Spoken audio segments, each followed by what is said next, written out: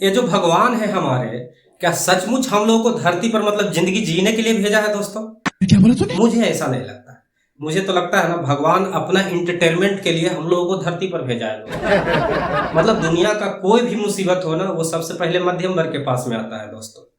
जैसे नेताओं की कोई भी इच्छा, बड़ी से बड़ी इच्छा पूरी करनी हो, कौन पूरा करेगा? मिडिल क्लास वाला। गरीब आदमी को राशन दिलवाना हो, घर बनवाना हो, कौन पूरा करेगा? ये मिडिल क्लास वाला। खैर, ये सब बात समझ में भी आता है दोस्तों। दिक्कत तो तब होती है जब बड़ी बड़ी घटनाएं घटने लगती है दोस्तों। जैसे मेरे साथ कल घट गया। एक महिला थी ना, टोकरी में खीरा लेके जा रही थी दोस्तों। तो एक आदमी ने ना उसके टोकरी से बिना उसको बताए 2 खीरा चोरी कर लिया दोस्तों। फिर क्या, आपका भाई भी एक्साइटेड हो गया। फिर मैंने भी चोरी किया, लेकिन एक ही खीरा किया था दोस्तों।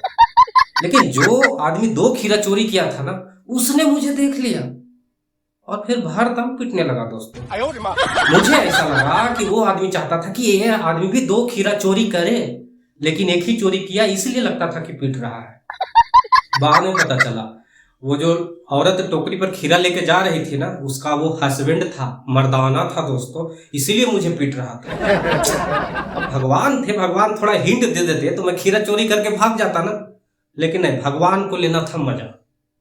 खैर छोड़ो, मुझे तो कभी कभी ऐसा लगता है ना दोस्तों, जो ये मिडिल क्लास जो है ना, उसका नाम मिडिल क्लास नहीं, उसका कॉमेडी क्लास होना चाहिए।